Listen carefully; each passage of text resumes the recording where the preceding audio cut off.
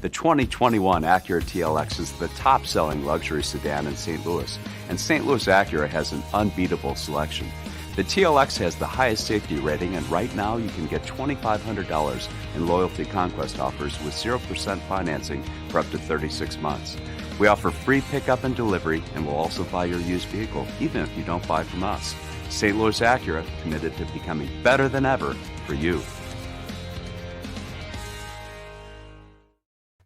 Hey, welcome back into Weekend Joe, driven by Munganass St. Louis Acura and Munganass Alton Toyota here on ClaibsOnline.com. Hey, big weekend for AEW Wrestling here in St. Louis. Their first show in St. Louis will be this Friday at Chaffetz Arena. And joining us now is a guy that'll be in the main event of that very show. He is the Dark Order's John Silver, and he joins us now. John, how you doing? I'm doing good. I just got here. And yeah, I just ordered some food and I can't wait for it to get here. Johnny Hungry, right? Wait for you to say it for me, but Johnny Hungry. Hey, I tried so hard. I don't know if the PR people told you at AEW, because I pitched them originally. I said, I want to go drive around St. Louis on Friday and go to different food places around town and show John some of the local cuisine around here.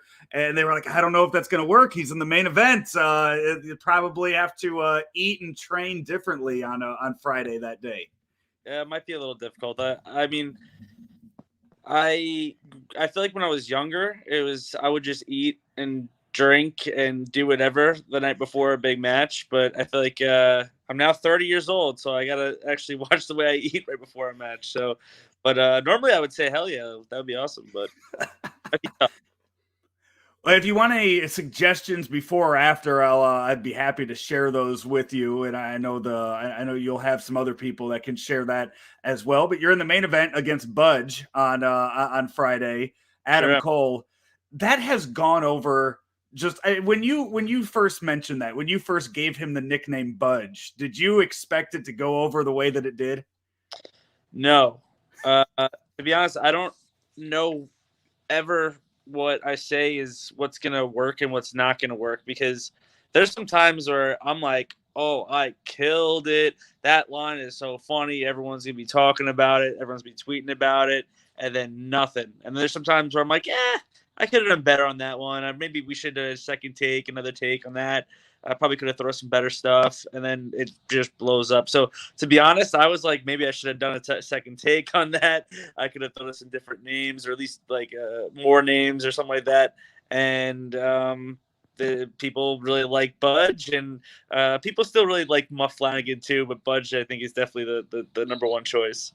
Yeah, I used to do a podcast with Road Warrior Animal. And one of the some of the things that we talked about, and when we went to conventions and stuff, you would see some of the guys, some of the old school wrestlers that it took them a while to get stuff over. And Animal, just 35 years as Road Warrior Animal, he didn't have to worry about some of that stuff. So when you do come up with, I mean, something like with the newspapers that Brody would throw at you when that first happened. That stuff like that, you don't expect that to happen each and every week afterwards. No, so that was supposed to be like a one-off, really. So it was the original idea was, I forgot who came to who, but I think eventually Uno, they might have asked Uno, I think the Young Bucks, to do stuff on the YouTube channel. And he's like, we're kind of like these angry, serious heels right now. Maybe we should have John and Alex do it. And we're like, well, how do we set it up? So we did that whole bit, and then everyone loved the paper, so we had to just keep on doing that. So we had, it was supposed to set up just me and Alex trying to recruit people, which it did. So we did those videos also. But once people loved the paper so much, we're like, well, we got to do more with this too. So that just completely took off and became a whole big thing as well, which is awesome, because I got to do Dark Order stuff and just me and Alex stuff. And I like filming. This is always so much fun, because you just always have a blast, and especially when people like really start to like some of the stuff that we do. It's good to get different reactions. When back then we were getting, at least me and Alex were just basically backup characters on the show. Basically, like no one probably didn't even know our names. So, yeah, it's cool that it's kind of blew. I mean, some of the stuff just blows up the way it does.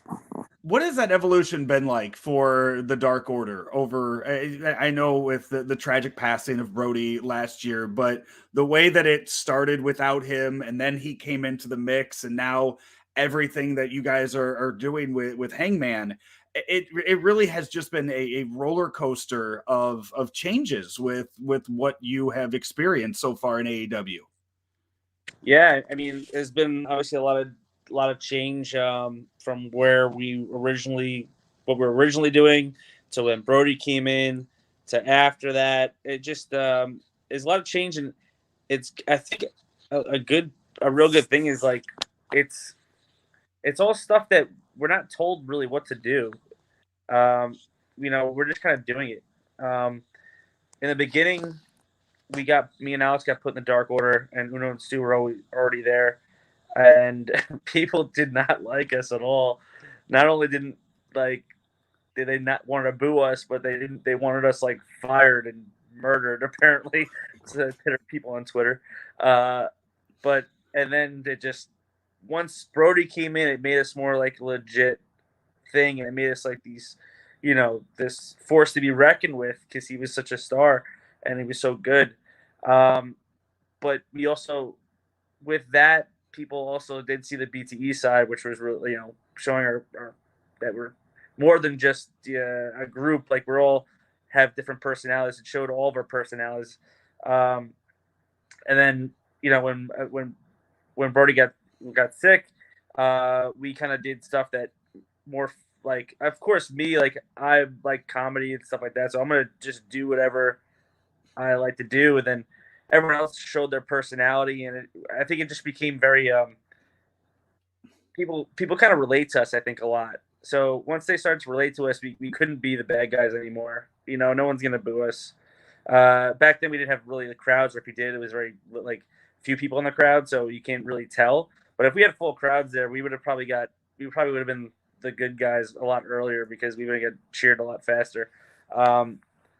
But once that started happening, and then we just kind of we always just have random ideas, and then one time, like if something happens and it's good, people like it, they like grab onto it. So we had the idea of doing stuff with Hangman, and he loved that, and then the people loved that too. So we had to do more and more, and eventually he's just one of our buddies on TV. So it's just kind of cool the way that how we went from stage one to where we're at now, and how if we just kind of have an idea, it could just be on TV. Like I'm wrestling Adam Cole in the main event at Rampage, and that was just us messing around on BT, and now it's we wrestled the Elite pretty much the last 2 weeks, and then now I'm having a main event match. So it's really cool how this whole process really works. You wrestled in a deer costume on Wednesday. Is that the first time that you've wrestled in a costume? Costume, no. What was I? I used to wrestle I still actually went back recently, but there's a company called Beyond Wrestling. They run out of Massachusetts, and that's where I was wrestling before AEW. And I think I've definitely done. I forgot what I was wearing last time I forgot what I was wearing, but I've definitely dressed up and wrestled in a different costume. I can't remember what it was because they used to do Halloween shows or shows near Halloween. So I'm like, well, let me dress up because I like to dress up. And I think one year I did something with my beard. I think I was Joe Dirt, and I think I didn't wrestle in the Joe Dirt costume, but I still had the this deal. So everyone was probably like, "What the hell is this guy doing?" But I definitely have wrestled. I just can't remember off the top of my head what I dressed up as. But the deer was actually it felt good to wear. Actually, it was a little hot, obviously, in there, but it was like a nice, easy costume. Besides, like the antlers or whatever they're called antlers, right? They were kind of hard, actually. So I was just praying that I didn't like stab myself in the face or stab someone else in the face and hurt someone. But it was a good costume to wear. It makes you, I mean, you usually just wrestle in trunks. So it kind of makes you realize what some of the other guys go through. I mean, the luchadors and the masks. And And that's, the more stuff you add on, the harder it has to be in the ring sometimes, and the hotter it gets too. Oh yeah, I was telling Uno, I was like, damn, I don't know how you wear a full blown top and long bottoms and the mask, and because I was drenched in sweat after that match. You can kind of get away with it in the at the gym and the food when you're going full body though, right? You don't have to be just ripped all the time. Yeah, you get a little bit of a pass, so maybe I should just maybe I should wear a full body and just feed my hungry side. What did you order, by the way? You said the food's on the way. What'd you get? I decided to get an omelet from IHOP. All Build your right. own. Yeah, I didn't want to. It's late, so I didn't want to go crazy on the carbs. So I went with the omelet, lots of protein. I got spinach and tomato and ham in there, and then it's got some bread on the side, some toast. So I think it's a good late night meal for me. Now that you guys are back on the road, you wrestled in front of fans when you were down in Jacksonville. It wasn't always a packed house, but you still had fans there. But now that you're back traveling, you're in different cities, and you're able to get back to what you guys are all used to doing. How is there anything that you learned while you were in front of no fans or the same fans every week? Now that you're in front of you're back traveling again, is there anything you learned during that downtime due to COVID? You mean from wrestling not in front of fans? Yeah, just having to do that, not having fans to play off of all the time. I mean, I guess you really learn more than anything how much you need the fans. Wrestling without fans is really not that fun, and you really have to get yourself in a good mental place before a match to be able to do it when there's no fans, because you get less of an adrenaline rush. Like I feel like more stuff hurts when there's no fans. Like it's just you really need to like mentally be prepared to you're ready to go. And I believe I wrestled a few big matches. I did wrestle a few big matches without any crowd at all. I think me versus Hangman, there was no one there at all besides just obviously the other wrestlers that they put in the crowd. And that was a tough match. Obviously, Hangman's awesome. Really tough guy to wrestle too. He hits hard. He's very intense. So I had to really like get myself ready and mentally prepared.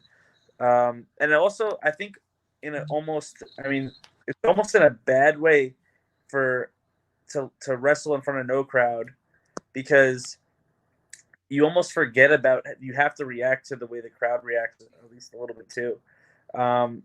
You kind of you don't want to just like shut them away. You need to play to the crowd. So when there's no crowd, you're not playing any crowd. So you almost forget a little bit. So it's something you have to get used to. Again, a full crowd versus no crowd is completely different. You hear stories all the time from wrestlers who came up on the indie scene about, they wrestled, somewhere with 12 people in the crowd.